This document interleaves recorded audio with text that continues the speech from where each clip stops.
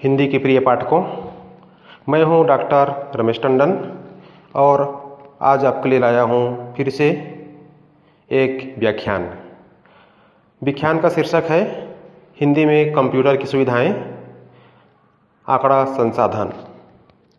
आंकड़ा का तात्पर्य होता है डाटा और संसाधन का तात्पर्य होता है प्रोसेसिंग। तो हम कंप्यूटर के माध्यम से देखेंगे कि आंकड़ा का संसाधन कैसे किया जाता है। तो इसको हम पहले समझ लें कि डाटा क्या है, प्रोसेसिंग क्या है। देखिए, डाटा अर्थात आंकड़ा वह कोई भी हो सकता है जिसका कोई विशेष महत्व नहीं होता। जैसे 5, 8, 10, 20, आम, नींबू, कुछ भी संज्ञाएं हो सकती हैं या संख्या हो सकती है जिसका विशेष तात्पर्य नहीं होता। इसमें हम कुछ प्रोसेस करते हैं, कुछ संसाधन करते हैं और संसाधन करने के पश्चात या प्रोसेसिंग करने के पश्चात एक निश्चित सूचना मिलती है, एक रिजल्ट मिलता है। जैसे 5 में हम कोई और शब्द मिला दें, जैसे कुर्सी, और हमने प्रोसेस किया मिलाने का, तो हो गई 5 कुर्सियाँ। इसी तरह हमने एक और एग्जाम्पल लिया 25 एक आंकड़ा के रूप में, और एक आंकड़ा के रूप में हम ले रहे हैं 15। अब ऐसे ही 25 और 15 कोई विशेष अर्थ लिए हुआ आंकड़ा नहीं हुआ। अब हम इसे प्रोसेस करेंगे योग का। तो 25 और 15 का हम योग करें तो हो जाता है ये 40। तो कंप्यूटर हमें सुविधा देती है, एक क्लिक पर हम सम का ऑप्शन करते हैं और उस कॉलम और रो को लगाते हैं और हमें तुरंत एक क्लिक पर उसका परिणाम मिल जाता है, सूचना मिल जाती है। अर्थात डाटा एक कच्चा माल हुआ जिसमें हम कोई प्रोसेस करते हैं तो एक सूचना निश्चित रूप में एक निश्चितता के साथ मिलती है। एक अन्य उदाहरण लें। व्यवहारिक तौर पे हमने आम लाया और विभिन्न प्रकार के मसाले लाए। अब हम आम को अलग से रख दिए, अनेक प्रकार के मसाला को भी हमने अलग रखा। अब हमने इसमें कोई प्रोसेस नहीं किया, ये सब के सब कच्चे माल हुए। अब उन मसालों को हम फ्राई करके उस आम को काट के मिक्स करेंगे और एक निश्चित विधि में मिक्स करेंगे, एक प्रोसेस करेंगे और फिर उसकी सूचना मिलती है हमको, एक रिजल्ट के रूप में मिलता है अचार। तो यही डाटा प्रोसेसिंग है। हम कंप्यूटर में विभिन्न प्रकार के आंकड़ा को इनपुट करते हैं और विभिन्न कमांड्स के माध्यम से हम एक प्रोसेसिंग के कार्य करते हैं। संसाधन जिसको कहते हैं प्रोसेसिंग, संसाधित करते हैं और हमें एक निश्चित रिजल्ट के रूप में कोई सूचना मिलती है आउटपुट के रूप में।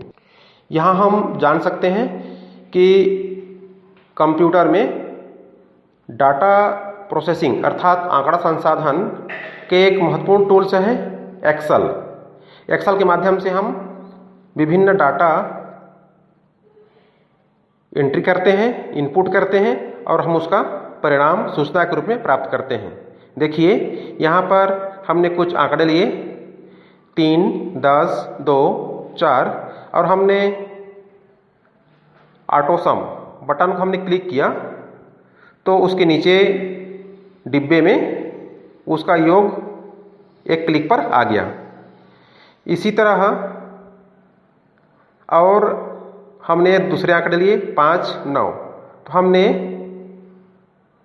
एवरेज निकालना चाहा और एक क्लिक पर एवरेज निकल गया, देख सकते हैं 7 के रूप में। इसी तरह हम एक्सेल शीट में ही अन्य आंकड़ा लिए 2, 3, 4, 5, 6 और यहाँ हमने टाइप किया काउंट E1, E5, जहाँ E कॉलम को दर्शाता है और 1 या 5 रो को दर्शाता है। हमने काउंट कर लिया, क्योंकि हम काउंट करना चाहते थे इसलिए हमने काउंट के लिए काम किया और हमने इन संख्याओं को देख लिया कि कितनी संख्याएं हैं, तो यहाँ पर उत्तर आया 5 संख्याएं हैं। इसी तरह हम पुनः उसी डाटा को लिए और यहाँ पर हम देखना चाहते थे, यहाँ पर हमने दूसरे आंकड़े लिए 3, 1, 6, 4, 2 और यहाँ पर हम देखना चाहते थे कि मैक्सिमम अंक कौन सा है। तो मैक्सिमम ऑप्शन को हमने क्लिक किया और हमें तुरंत 6 उत्तर मिला। अधिकतम अंक कौन सा है ये हमको दिखाई दिया। इसी तरह सेम आंकड़े पर 3, 1, 6, 4, 2 पर हम चाहते थे कि यहाँ मिनिमम अंक को खोजें, तो एक क्लिक पर हमको इस पूरे आंकड़े में से सबसे छोटा अंक कौन सा है ये हमको मिल गया। अन्य उदाहरण हम लें, हम एक्सेल शीट में कुछ टाइप करते हैं और उसको विभिन्न कॉलमों में जमाना चाहते हैं, A to Z या Z to A, घटते क्रम या बढ़ते क्रम। तो यहाँ पर हम देख सकते हैं मेनू बार में डाटा हमने क्लिक किया। डाटा क्लिक करने के बाद में हम उस शीट को सिलेक्ट करेंगे और हम यहाँ पर शॉर्ट बाय में उस कॉलम के हेडिंग नाम को सिलेक्ट करेंगे। उसके बाद यहाँ लास्ट में सिलेक्ट करेंगे स्मॉलेस्ट टू लार्जेस्ट या जो भी यहाँ पर ऑप्शन मिलेगा हम जैसा चाहते रहेंगे वैसा हम सिलेक्ट करके ओके करेंगे। फिर उस कॉलम के अनुसार पूरा शीट सेट हो जाता है, जम जाता है। ये हम यहाँ पर देख सकते हैं। एक हमने उदाहरण लिया है, दाखिल क्रमांक, नाम, कक्षा। तो दाखिल क्रमांक के क्रमशः बढ़ते हुए क्रम में हम इसको अरेंज कर सकते हैं। नाम अल्फ़ाबेटिकल हम अरेंज कर सकते हैं। कक्षा को भी हम क्रम से एक साथ अरेंज कर सकते हैं। यदि हम विभिन्न कक्षाओं को अलग अलग टाइप करते हैं, कभी MA, BA, कभी LLB, और हम उसको चाहेंगे कि एक साथ अरेंज हो जाए, तो ये फंक्शन डाटा का हमें सहायक होता है। एक उदाहरण हम यहाँ देख सकते हैं कि हमने एक डिब्बे पर एक्सेल शीट के हमने कुछ टाइप किया। टाइप करने के बाद उसको हमने सेलेक्ट किया। सेलेक्ट करने के बाद में अलाइनमेंट के बाजू में AB ऑप्शन दिख रहा है, उसके सहारे हम उसको आड़ा तिरछा, वर्टिकल या rotate, test up, test down के रूप में हम सेट कर सकते हैं। देख सकते हैं यहाँ पर एक बार ये वर्टिकल हो गया तो एक बार ये क्षैतिज हो गया।